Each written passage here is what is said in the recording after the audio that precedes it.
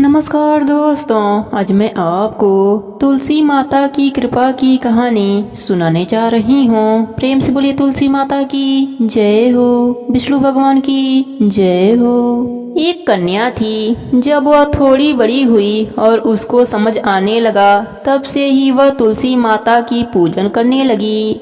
उसके प्रतिदिन का नियम था कि तुलसी माता जी का पूजन करने के बाद ही वह खाना खाती थी। जब वह कन्या शादी के लायक हुई, तब उसके माता पिता ने उसकी शादी करवा दी। कन्या को उसके माता पिता ने दहेज में भी एक तुलसी का गमला दिया। ससुराल में वह प्रतिदिन सवेरे उठते ही पूजा करती, फिर उसके बाद ही खाना खाने बैठती थी। उसकी दो जेठानियां थीं, वह दोनों उसका मजाक उड़ाती रहती कि बड़ी नियम धर्म वाली बनती है। उन दोनों को उससे बहुत ईर्ष्या होती थी, इसलिए वह दोनों तुलसी जी का गमला छुपा देती। वह कन्या बड़ी मुश्किल से गमला ढूंढ कर लाती, अच्छे से पूजा करती, फिर खाना खाती। वह हमेशा गमला को ढूंढ कर लाया करती, तो एक दिन उसकी जेठानिया ने क्या किया कि गमला दूर फेंक दिया। कन्या ने खूब ढूंढा, उसे गमला नहीं मिला। वह बहुत ही परेशान हो गई। उस दिन तो उसने खाना भी नहीं खाया, उसका नियम जो था। उस कन्या की सच्ची भक्ति देखकर तुलसी माता उससे बहुत प्रसन्न हो गईं और उसके कमरे में तुलसी माता का गमला प्रकट हो गया। अगले दिन सुबह जब वह उठी तो क्या देखती है कि उसके खाट के चारों कोनों पर तुलसी माता का गमला आ गया है। यह देखकर वह बहुत प्रसन्न हो गई कि अब मेरी तुलसी माता को कोई भी चुरा नहीं सकेगा।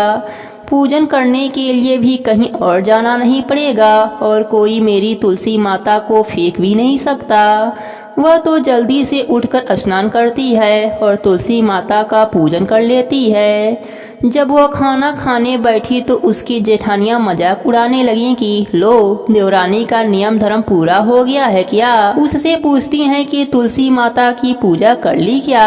देवरानी धीरे से बोलती है, हाँ कर ली। जेठानियां बोलती हैं, कहाँ से कर ली पूजा, गमला तो हमने फेंक दिया था। देवरानी कहती है कि देख लो, मेरे कमरे में खाट पर तुलसी जी लग रही हैं। जेठानियां बहुत शर्मिंदा हुईं और बोली कि देवरानी, तेरी भक्ति सच्ची है, हमने तुझे बहुत परेशान करा, हमें माफ कर दो। देवरानी ने उन्हें माफ कर दिया। हम भी तुलसी माता जी से यही प्रार्थना करते हैं कि हे तुलसी माता, जैसी कृपा आपने देवरानी पर करी, वैसी ही कृपा आप अपने सभी भक्तों पर करना।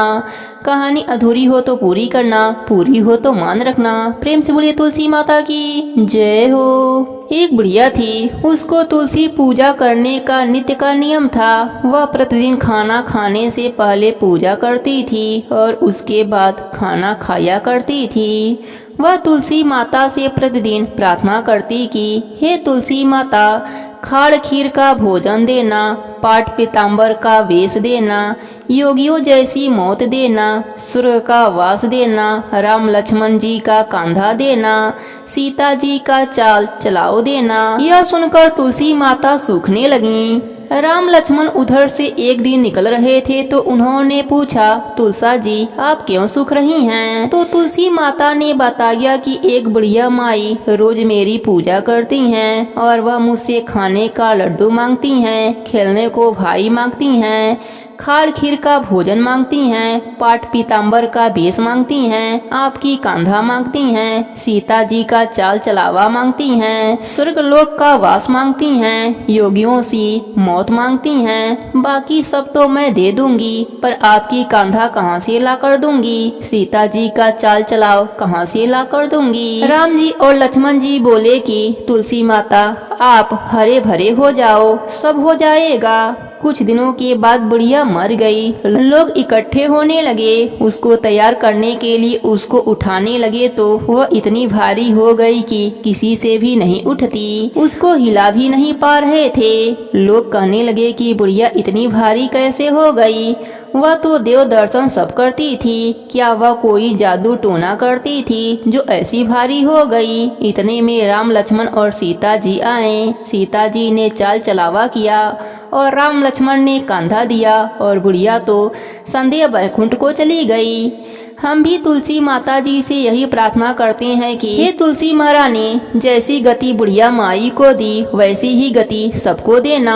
प्रेम से बोले तुलसी माता की जय हो। एक ब्राह्मण था, वह प्रतिदिन मंदिर जाया करता था। वह प्रतिदिन तुलसी माता की पूजा किया करता था। वह तुलसी माता से प्रतिदिन प्रार्थना करता था कि हे तुलसी महारानी, मेरे आनंद करना।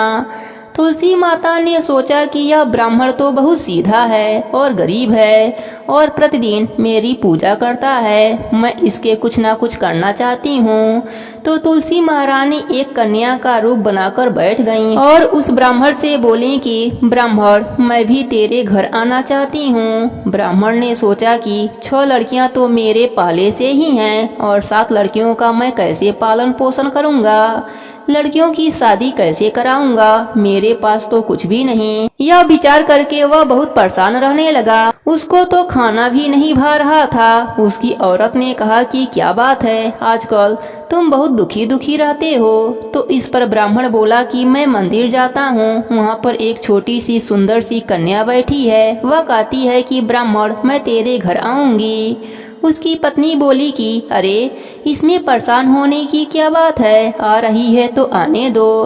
ब्राह्मण बोला कि पहले से अपनी 6 लड़कियां हैं तो उसकी भी अपने को ही शादी करवानी पड़ेगी। तो इस पर ब्राह्मणी बोली कि अरे कोई बात नहीं, अपनी 6 लड़कियों की शादी करवाएंगे, वैसे ही 7वीं को भी करवा देंगे। अपने 7 लड़कियों की शादी एक साथ करवा देंगे। अगले दिन जब वह ब्राह्मण मंदिर गया तो उस छोटी कन्या ने पूछा, ब्राह्मण, मैं आपके घर आऊं? तो ब्राह्मण बोला कि हाँ चल बेटा चल।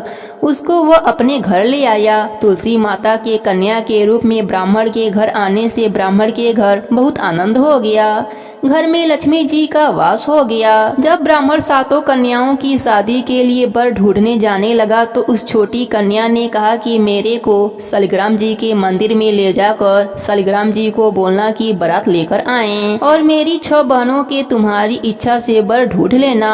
तुलसी महारानी की मेहरबानी से उसके तो सब जेवर, कपड़ा, खाना सब तैयार हो गया और अच्छी धूमधाम से उनकी शादी हो गई और उस ब्राह्मण की तुलसी माता टूटमान हो गईं। हम भी तुलसी माता जी से यही प्रार्थना करते हैं कि हे तुलसी माता, जैसे आपने ब्राह्मण पे टूटमान हुई वैसे ही अपने सभी भक्तों पर अपनी कृपा बनाए रखना। कहानी अधूरी हो तो पूरी करना, पूरी हो तो मान रखना। प्रेम से बोले तुलसी माता की जय हो, शालिग्राम भगवान की जय हो।